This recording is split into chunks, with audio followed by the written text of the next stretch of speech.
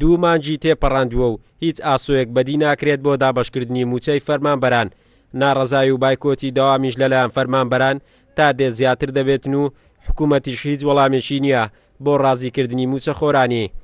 نەقیبی سەندیکای کارمەندانی تەندروستی ڕایدەگەێنێت ئەگەر حکوومەت بەدەم داواکاریەکانیانەوەنێت ئەندامەکانیان داوام ناکەن و هەڵوێستی تر دەگرنە بەر.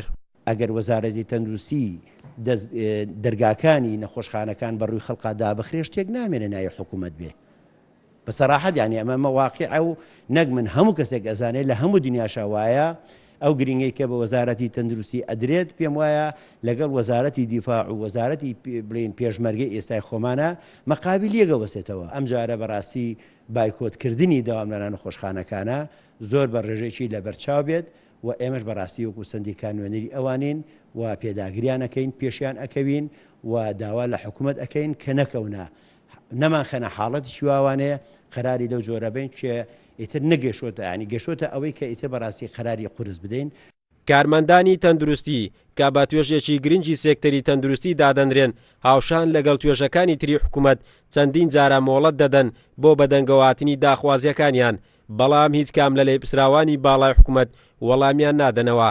ئەو توێژەی حکوومەت دەڵێن تا ئێستا دانمان بە خۆمان داگرتووە و لە داهاتوش هەڵوێستی ترمان دەبێت، چونکە بایکۆت و داوام نەکردنی ئێمە دەبێتە هۆی داخستنی نەخۆشخانە و بنکە تەندروستیەکان لە هەرێمی کوردستان. پراوێستخستن و فرامۆشکردنی مافەکانە نەبێتەوە هۆی ئەوەی کە ناوەندەکانی تەندروستی تێگڕای ناوەندەکانی تەندروستی پەکی بکەوێت، چونکە ئەو ناوەندە زیاتر کارمەندایان تەندروستی هێڵی تەماسی بەرکەوتنی و پێشوازیکردنی لە نەخۆشن. بۆیە هەموو پراوێستخستن و فرامۆشکردنی مافەکانیان بە تەکید کاریگەری لەسەر ناوەندی تەندروستی ئەبێت لە سەدی هەموو خزمەتگوزاریەکانی ناوەندی تەندروستی پەکیەکەوێت. ئێستا سەندیکای کارمەندانی تەندروستی خاوەنی زیاتر لە 28,000 ئەندامە و باوتەی خۆشیان پێشکەشکردنی خزمەتگوزاری تەندروستی بەشێکی زۆری لە ئەستۆی ئەواندایە، بۆیە هەربێدەنجێکی تری حکوومەت و کار لەسەر نەکردنی داواکاریەکانیان زیان بەو کەرتە دەگەێنێتن و دەرەنجام حکوومەت زەرمەندی یەکەم دەبێت.